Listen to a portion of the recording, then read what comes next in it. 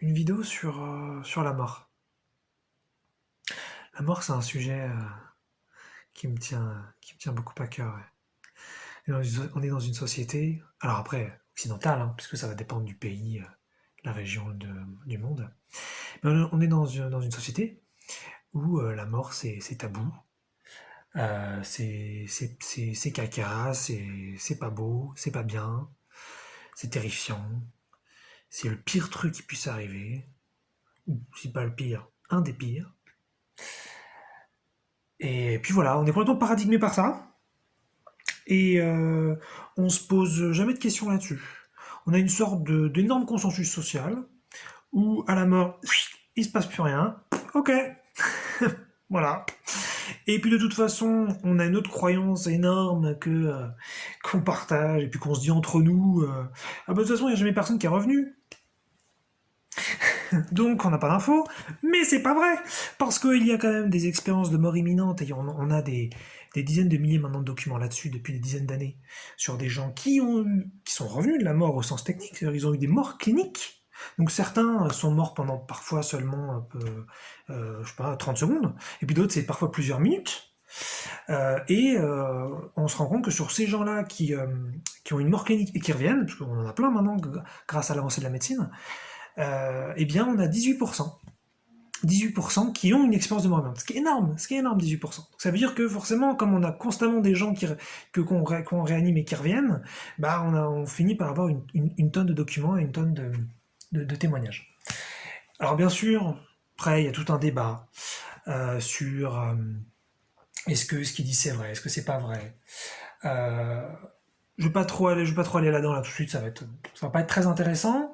Il y a un super livre là-dessus, c'est Les 7 bonnes raisons de croire à l'au-delà. C'est un médecin, le docteur Jean-Jacques Charbonnier. Je suis pas sûr du prénom, mais c'est Charbonnier le nom de famille, qui justement, lui a vu plein de gens revenir et qui lui ont témoigné ce qu'ils avaient vécu, et il peut comme ça démonter les détracteurs qui vont dire ah oui mais c'est parce que le cerveau il n'avait pas beaucoup d'oxygène, donc il y a plein d'arguments comme ça de la part des sceptiques, ce qui est tout à fait légitime bien sûr, et puis de l'autre côté on a les contre-arguments, bah non c'est pas vrai, voilà. Et puis en fait quand on étudie tout ça, quand on approfondit, on se rend compte qu'il y a clairement, et c'est sans équivoque, il faut juste de l'honnêteté. Après, ça, et je dis pas ça à mal, hein, il y a des gens qui sont pas prêts encore à voir ça, et chacun son temps. Qu'il y a donc une conscience en dehors du corps. Voilà, c'est certain aujourd'hui, c'est complètement prouvé. C'est pas prouvé au sens, on n'a pas de consensus social, c'est pas enseigné dans les écoles, et etc., etc., etc. Mais voilà, ça fait partie de ces sujets où une fois qu'on les étudie, on se rend compte que c'est calé. Mais bon, pas de problème avec ceux qui continueraient de penser que ça n'existe pas. Le sujet est pas tant ça. Mais c'est plus sur cette idée finalement un petit peu triste, ou un petit peu rigide, ou un petit peu ignorante, que la mort, c'est la fin. Et c'est terminé. Et moi justement, comme je me suis vachement renseigné sur tout ça, j'ai aujourd'hui pas mal de croyances, j'ai aussi des convictions, mais finalement tout ça c'est certainement un minimum subjectif, évidemment. Surtout que tu passes d'une religion à une autre, ou d'une spiritualité à une autre, et les croyances changent beaucoup sur l'après-vie, donc c'est voilà. Mais voilà, en fait, je souhaitais simplement partager dans un premier temps l'idée qu'il y ait quelque chose. Voilà. C'est-à-dire, alors, si on adore la vie, par exemple, et que la vie se passe bien, et que on n'est pas tellement confronté à la mort dans notre vie, on n'a pas de proches qui vont mourir, ou je sais pas, on n'a pas peur on n'est pas impacté directement par ça. Effectivement, on n'a pas tellement besoin de se poser ces questions-là. Mais si, par exemple, on a des personnes qui meurent autour de nous, soit des personnes âgées, ou des personnes qui sont malades, ou avec le Covid, par exemple, on se fait des frayeurs de fou, parce qu'on pense qu'on peut y passer, ou que d'autres peuvent y passer. Bah, ça me semble être assez, en fait, assez sensé, actuel, de se poser un peu cette question. Parce que si toute notre société, elle, euh, elle va gérer... Il y a l'euthanasie, il y a la peine de mort, et puis il y a l'IVG, qui sont des sujets très très importants dans notre société, mais qui sont peut-être un petit peu... Enfin, c'est pas des sujets qu'on aborde tous les jours. Voilà. Donc la question de la mort, elle n'est pas abordée tous les jours. Mais en revanche, le Covid, par exemple, c'est ça qui est très intéressant avec cette époque-là qu'on a, c'est que c'est un truc qui, depuis 1 an et demi, puisque là je fais cette vidéo le 4 août 2021, depuis 1 an et demi, bah voilà, c'est dans notre vie tout le temps. Donc même si quand on se renseigne un peu dessus, on se rend compte que la mort elle est corrélée surtout en fait à l'âge hein, par rapport à ceux qui tombent malades. Quand bien même si la mort elle est faible pour certains, voire inexistante pour certains et peut-être un peu plus probable pour d'autres, elle est présente dans les esprits, puis elle est présente aussi dans le discours, ne serait-ce que dans le discours gouvernemental. Après, qu'on est d'accord, pas d'accord, peu importe, c'est présent dans le discours. Et donc, je me dis, mais on n'a toujours pas mis ça dans le débat public. Qu'est-ce qu'il y a après la mort? On pourrait tout à fait se servir pour ça euh, de justement toutes ces expériences de mort imminente qui ont été recensées d'un point de vue scientifique, c'est des témoignages, et puis justement on étaye ça avec ce qu'on connaît du fonctionnement cérébral, et on voit bien qu'il y a forcément quelque chose qui se passe après. Maintenant de dire exactement ce qui va se passer quand on va mourir, là, je crois pas qu'il y a un consensus là-dessus, mais je pense que maintenant, si on étudie ça, qu'on est un petit peu honnête, et qu'on lit 1 ou 2 livres, et qu'on regarde 1 ou 2 documentaires bien faits, franchement c'est pas ce qui manque, il y a plein de choses même gratuites sur internet, on va vite se rendre compte qu'il y a quelque chose après. Et euh, ça me semble être essentiel de faire entrer ça dans le débat. Voilà, dans le débat par rapport à la mort. Par rapport à ce qui pourrait nous faire mourir, je veux dire. Parce que je suis toujours très très étonné finalement qu'on dise le principal c'est que les gens ils meurent pas, c'est terrible, on a tant de décès, ou par exemple il y a un acte terroriste ce qui est super malheureux, il y a plein de morts, et c'est terrible pour tout le monde, et bien sûr ça peut être très dur de quitter un proche et de devoir vivre sans cette personne, évidemment, ou alors tout simplement pour nous-mêmes, on voulait continuer de vivre des choses, on n'a pas forcément envie de mourir maintenant, évidemment, tout ça est tout à fait légitime. Mais il y a quand même un souci fondamental, c'est que l'idée même qu'il y ait quelque chose après la vie n'est jamais prise en compte. On dit oui, c'est l'heure de la religion, chacun ses croyances, mais bon, pour l'instant, zéro preuve de rien, et donc il faut faire comme s'il n'y avait pas. Eh ben non. Eh ben non. On a des infos là-dessus depuis super longtemps maintenant, et il faut juste s'y intéresser en fait. Il faut simplement que ce soit un centre d'intérêt un petit peu national, puisque là je parle de la France en l'occurrence. En plus, ça pourrait tout à fait être une approche laïque. Il n'y a pas de, enfin, aucun mal avec la religion, mais il n'y a pas du tout besoin d'avoir une approche religieuse dessus. Donc si c'est l'argument, c'est que forcément ce qui y a après la vie, c'est lié forcément à la religion, bah non, pas du tout. Toutes les expériences de mort imminente, il y a pas de lien du tout direct avec la religion, même s'il y a peut-être quelques témoignages qui viennent faire ressortir des rencontres peut-être religieuses qu'ils ont fait de l'autre côté, mais c'est pas du tout finalement quelque chose qui touche tout le monde. Donc moi ce que j'en ai retiré, parce que j'ai énormément étudié le sujet, et voilà, c'est pas évident, il faut essayer de différencier ce dont on est quasi sûr, voilà, je vais dire quasi sûr, comme ça je vais laisser une porte ouverte aux sceptiques, et en même temps de l'ordre de la croyance, du subjectif, et là du personnel, et ça je vais peut-être pas en parler, parce que ça, chacun se fait sa façon de faire les choses. Mais ce dont on est quasi sûr, hein, lisez le bouquin Les 7 raisons de croire à l'au-delà. Il y a aussi quelqu'un, c'était l'âme, c'était un polytechnicien qui démontrait l'existence de l'âme. Enfin bref, il y a une tonne de références. Et c'est pas du tout caché. Il y a dans n'importe quelle librairie générique, vous en avez. Voilà. Donc maintenant, on a de l'information là-dessus.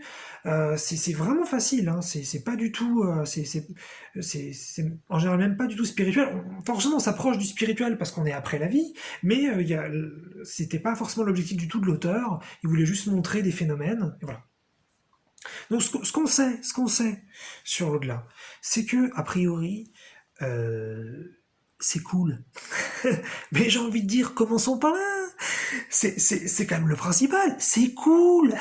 Quand tu meurs, c'est cool. Ça veut pas dire mourrons tous, mais ça veut dire que le moment où tu mourras, que ce soit demain ou que ce soit dans 50 ans, ce sera chouette. Voilà.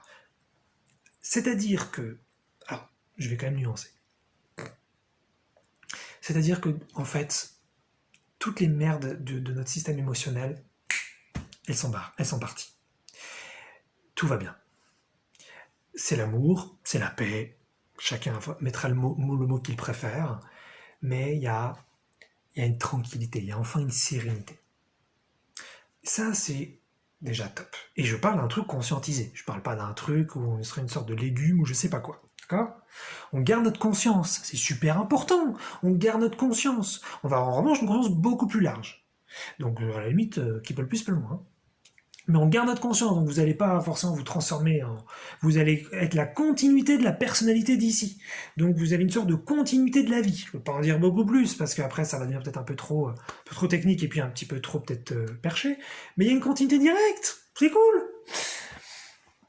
Donc on se sent bien.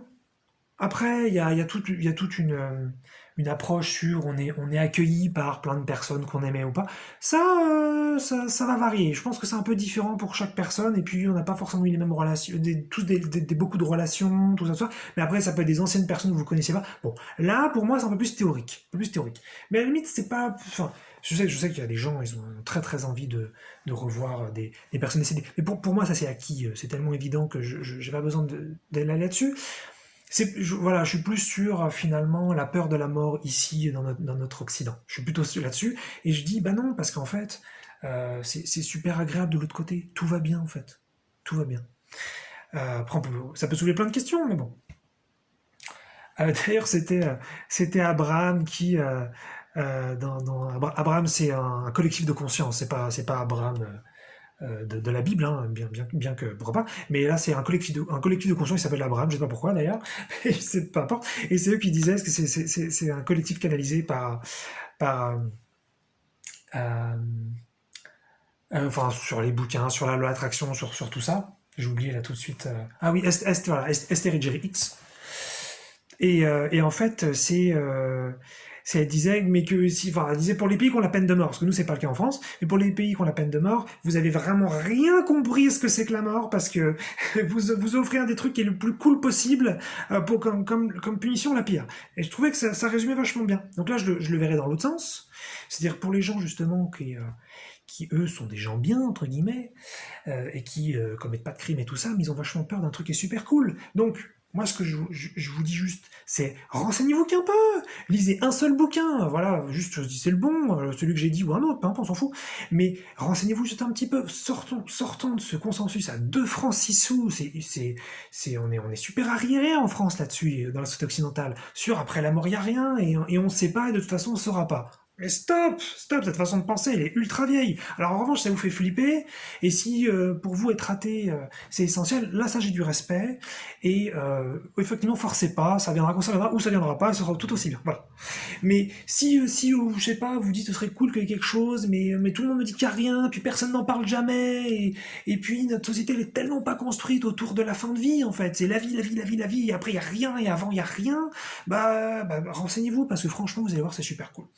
Et une fois qu'on a appris tout ça, moi quand j'ai appris ça, j'ai commencé vraiment à apprendre ça en 2015. Et une fois qu'on commence vraiment à se rendre compte que le côté tout va bien, on peut vraiment décider de ce qu'on veut, de l'autre côté, c'est beaucoup plus fluide qu'ici, il y a plein de complications. On est entouré d'amour de façon beaucoup plus simple, il y a beaucoup plus d'unité de l'autre côté. Une fois qu'on a pris le temps d'étudier ça, parce que là je vous dis, si c'est la première vidéo que vous voyez sur le sujet, vous dites ok le mec il est un petit peu perché, peut-être que c'est vrai, peut-être que c'est pas vrai, finalement on n'en sait rien. Et vous avez raison, vous en savez pour l'instant rien, va falloir étudier, parce que sur Terre on ne naît pas pour l'instant avec une intuition, une connaissance intuitive de ces infos-là. Donc il faut s'informer, comme là vous faites avec la vidéo, il faut s'informer, il faut regarder des dizaines d'autres vidéos d'autres personnes, et ensuite se renseigner sur des auteurs, et voilà, faire son chemin pour se faire sa propre croyance et faire ses propres vérifications. Et donc voilà, et l'idée c'est ça, c'est que y a pas une fois que vous savez ça, déjà, moi je trouve que ça détend un peu. Ça détend pour 2 raisons. Pour la personne qui adore vivre, et qui quand même se dit putain un jour je vais devoir mourir, putain ça craint quand même et tout, oh là là, qu'est-ce qu'il y aura de l'autre côté, oh, je peux pas y penser, c'est horrible. Mais non, justement ça te détend, tu dis écoute, a priori de ce que j'ai appris, la vie la mort c'est super, pour l'instant je m'éclate sur Terre, génial, je reste là, c'est très bien, et le moment venu je sais que j'aurai une super surprise. C'est pas une super attitude ça. Et puis sinon, autre catégorie, là c'est plus moi, la Terre ça me saoule, c'est pas trop mon délire, et de l'autre côté, il y a quelque chose d'autre qui m'attend, qui est super, et voilà. Donc dans tous les cas, voilà, je voulais surtout être sur l'idée du paradigme, du paradigme sociétal qu'on a en France et dans le reste de l'Occident, où, alors qu'on a déjà plein d'informations scientifiques dessus, et qui sont, depuis des dizaines d'années, on a plein de témoignages sur les EMI, les expériences de mort imminente. Et d'ailleurs, voilà, il y a aussi des films là-dessus, des films très sérieux qui en parlent. Bon, il y a par exemple le film de Clint Eastwood, non, c'est pas ça, c'est Au-delà en français, et en anglais c'est Hereafter, voilà, c'est ça.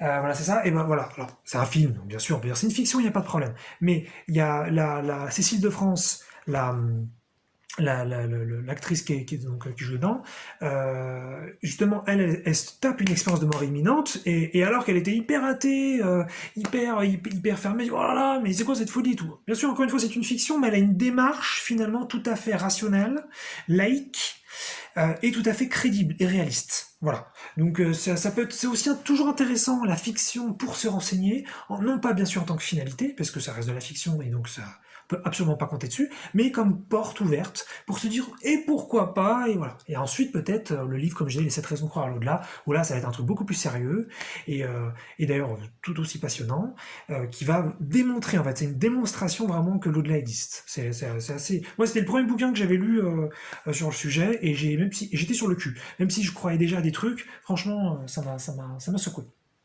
Voilà. Donc j'ai envie de dire, arrêtez de faire les flippettes face à la mort. Euh, la seule chose, qu'on n'est pas certain, c'est quelle forme ça a exactement et qu'est-ce qu'on va y expérimenter exactement. Voilà. Ça, ok, peut-être qu'on ne sait pas. Mais il y a quelque chose. C'est super cool. Y a rien à craindre. Il y a une énorme prise en charge par rapport à ça. Kiffé.